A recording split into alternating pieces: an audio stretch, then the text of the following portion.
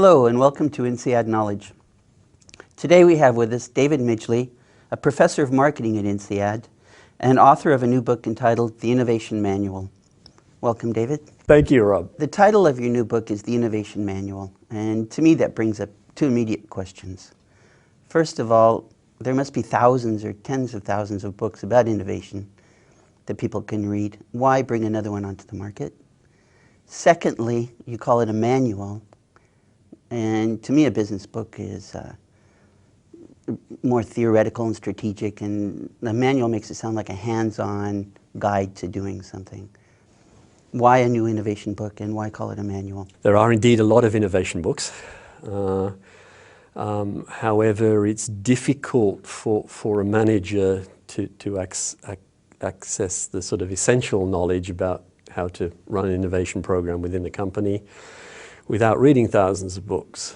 So my primary motivation was to bring together the essential knowledge into one book to make it easier to get at the latest ideas, the latest theory, best practice from around the world. Put that in one book, but that's not enough for a manager. A manager has to be able to translate it into action. The theory is not enough. The theory is not enough. The manager has to be able to translate the theory, which is typically quite general, into something they can do in their company tomorrow. And so while the book does have the theory, the best practice, it also has my sort of selection of the key tools that will enable them to put it into application. If not today, then pretty soon. I believe in your book you speak about innovation itself and the recent changes that have gone on in innovation recently. I was wondering, could you speak about that? How has innovation evolved in recent years? What we used to think about of innovation is very much product innovation. And while that's still important, the changes in the last decade or so in business have been to emphasize more innovation in services, often in combination with products, but also in business models. And in many ways, the sort of secondary motivation for writing the book was to sort of say, well, okay, the world has changed. We need to sort of revisit what we understand and sort of say, does it still apply? What needs to be changed when you're talking about innovations which will, yes, have a product, but they may have a service attached to that product, and they may be driven by a totally different business model to what the company had a few years before. And so in sort of writing the manual, the essentials, I tried also to bring it into this new world, which is a challenge in itself, but it was also a very fascinating challenge because there's lots of interesting examples of companies sort of blending the old, the new, or moving to the completely new. What is an example that... Well, the one that sticks out in my mind and is also very popular is Apple and the iPod. But a lot of people think about Apple and the iPod in terms of the product, the hardware. And to me, while that's an excellent piece of electronics and engineering and design, that's not the point. The real point behind the iPod is the sort of ability of the customer to easily download music onto that iPod, the music they like in the way they like it, organize it, which is kind of the service that Apple provides through the iTunes store. And then the business model that allows Apple and owners of music to recover a reasonable return from those downloads. And so to me, the real innovation in the iPod is the iTunes service itself and the business model that lies behind it, which allows the music industry to capitalize on this innovation. And that's, I think, an example that everybody can kind of relate to, although there's unnecessary focus on the product, which is not where the real action is. The real action is in the business model innovation and getting money out of the... Yes, where because the music industry was making the money. And now yeah, well, I mean, because downloading music, in fact, is a threat to the music industry. And a lot of people before Apple kind of increased the threat to the music industry, whereas Apple found a negotiated business model with the music industry that allowed everybody to get what they want.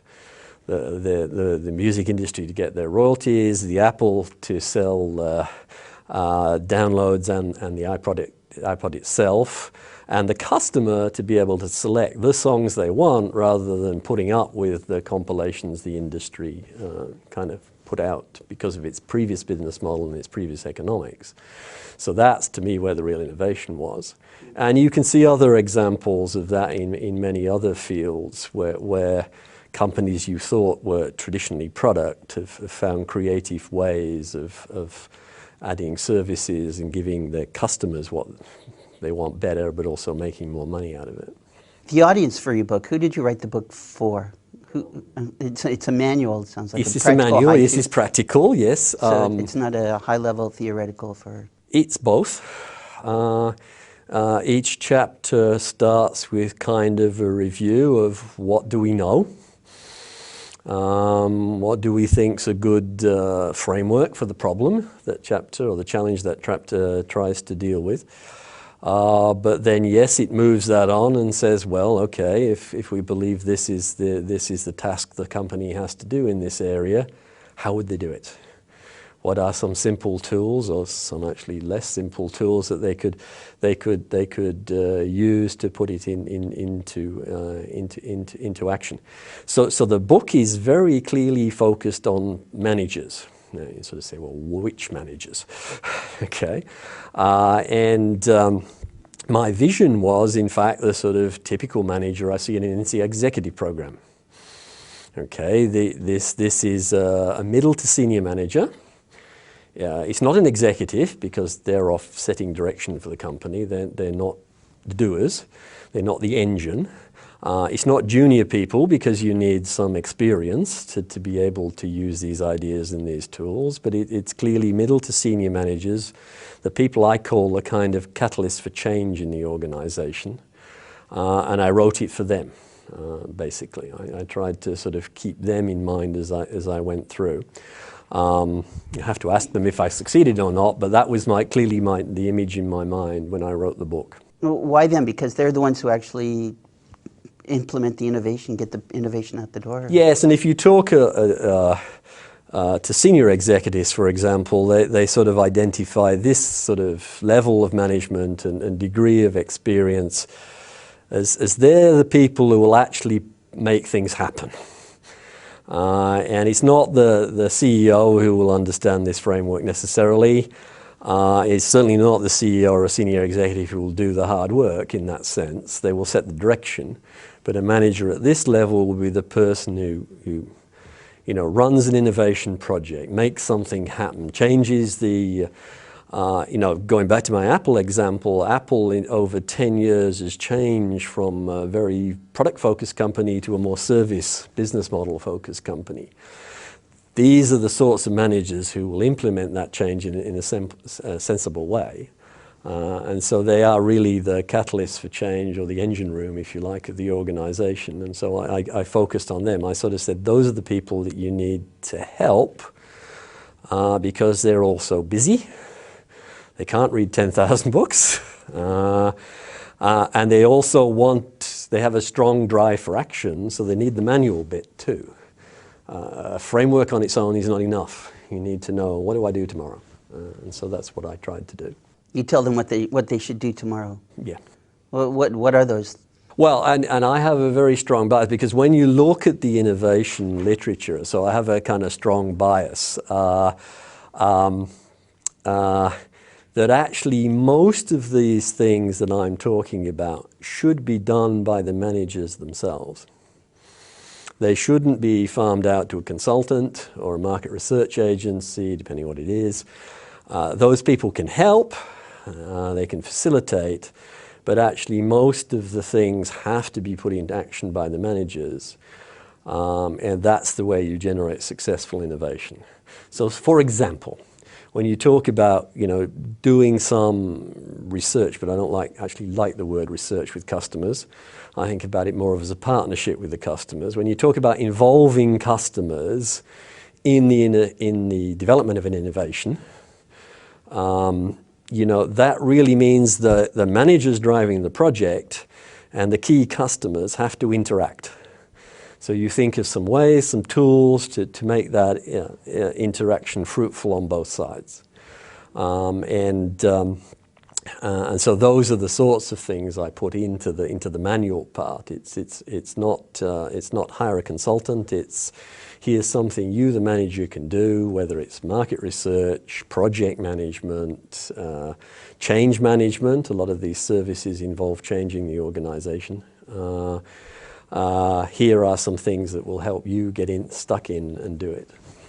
When I think of an innovation, I think a thing, a product, for example, but something that they've already got as a solution, an idea in mind, they've got it's defined, and the managers that you're talking about are the guys who are actually helping it get produced and on the shelves.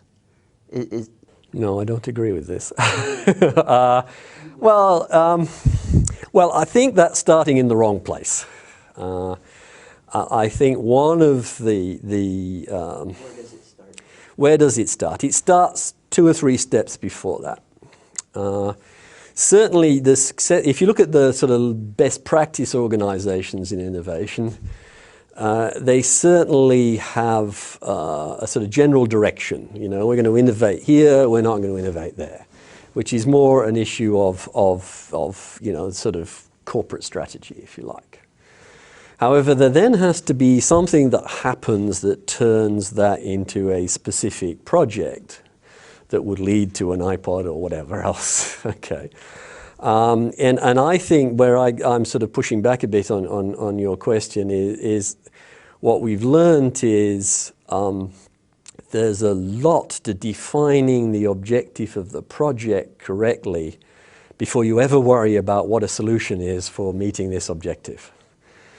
And that involves a lot of homework, I call it in the book, okay, that you have to do before the innovation team and the senior executives and the CEO sign off. This is the objective of the project.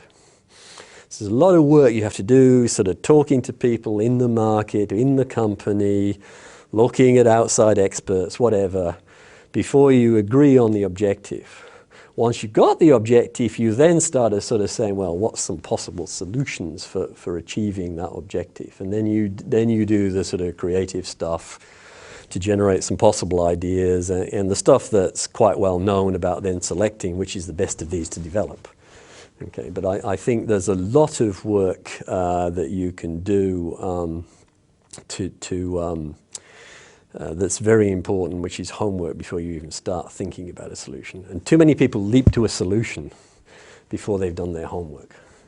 And there seems to be a lot of evidence of that. It sounds like your first step is to actually define your objective. Yes. Yeah. What would follow? Yeah. Well, after that? I would say it depends on who we're talking about. First step, if you're a firm, is to sort of define your roadmap for innovation. Which is essentially your strategy towards innovation and the way you will manage innovation within your company. And I think we've known and we get more evidence every day that that's also very important because you want your people's efforts focused in the right direction and you also want to motivate them in the right way. So there's a lot about sort of strategic direction and governance that's important. But given you've sorted that out, then yes, you're right. The first kind of step in a specific project is define the objective, generate the solutions, often in partnership with customers. You work with the customers to define the solution? Yeah. I mean, I think we're pretty strong evidence now that if you want an important innovation, you're going to have to work with the customers and the right customers at the right time in order to get the best solution. Not to say you can't get some solution, but to get the best solution. You do that, you develop that solution from concept to reality, you change the organization to deliver it. That's another big difference when you talk about services and business models. Products you can often kind of run through the existing organization, but these things, you nearly always need to change the organization to some degree. That sounds more complicated than a product. Yes, it is, much. And so one of the other big lessons also coming out of INSEAD is in the new world, your team that's doing this needs to be spending half its time, at least half its time, working with the rest of the organization to change it. So half its time is going on to what's the traditional view of innovation. We're developing this solution, but half your time is going on, well, how do I change the organization so this solution actually gets delivered to the marketplace? So that becomes much more important in the new world, and that has implications for who's in your team, as well as how they operate. And then final step is you've got to get this thing on the market. And we know an enormous amount about that. But strangely, as somebody pointed out recently in some research, most of it isn't implemented in companies. Okay?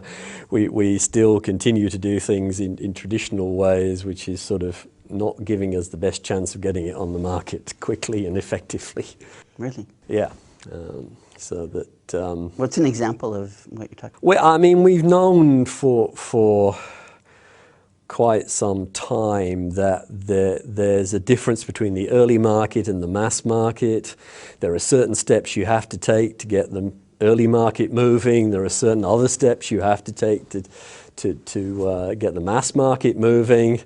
In most industries, there's a 2, 3, 4, 5-year time horizon between those two events, maybe 10 years in some industries. What's an early market? I'm sorry. Well, that's the first, getting some people to buy the thing for the first time, because I'm talking here about what you might call a breakthrough innovation, not an incremental innovation, and society has a kind of inbuilt bias not to change.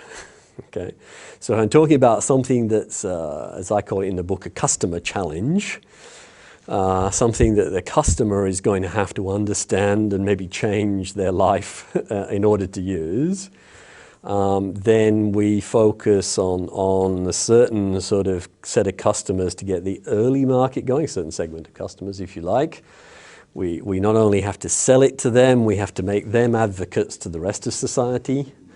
And then we start to think about how do we change this product, how do we reach out to the rest of society and build the market, the mass market, which is actually typically where the money is. It's not in the early market.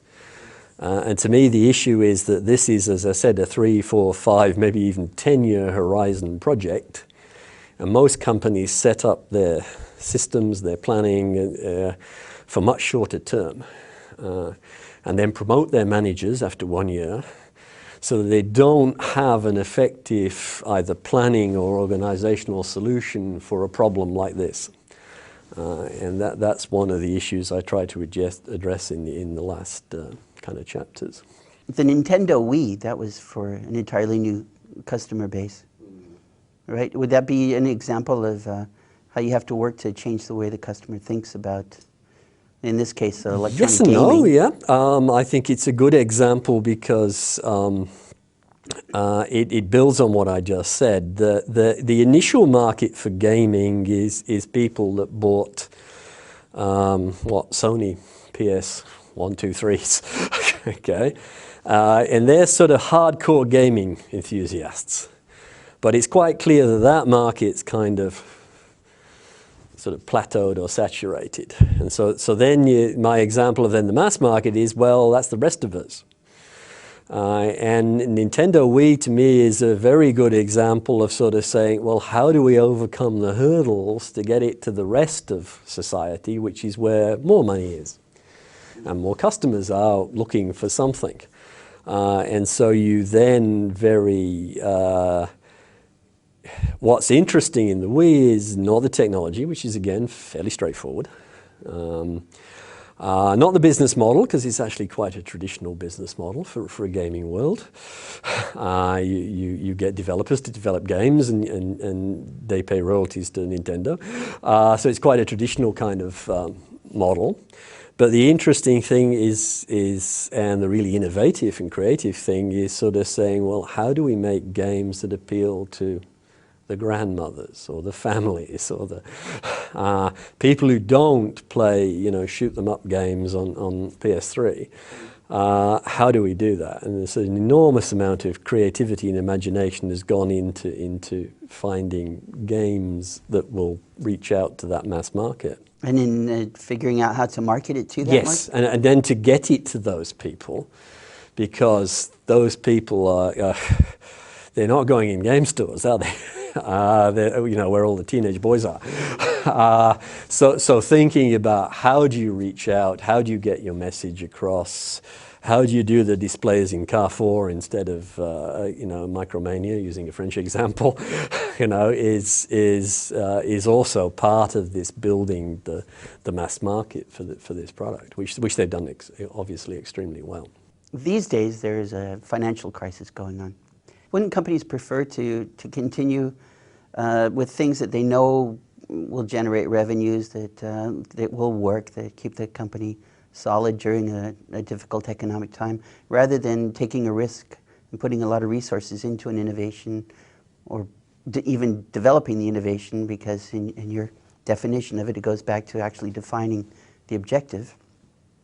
And being a 10-year long project, isn't that a lot of resources to put in during a difficult economic time? I think that you're right. There were a lot of companies that will be forced to focus on the basics and ensure that their cash flow stays okay. On the other hand, there will be companies that seize the opportunity that's here in the crisis as well. For example, there's a news story recently about Volkswagen. Volkswagen is not, the rest of the car industry is in crisis. Volkswagen is not in crisis. It has quite healthy cash flow and containable debts. And so Volkswagen views the next 2 years as an opportunity. As they said, their volume may well go down, but their market share can go up.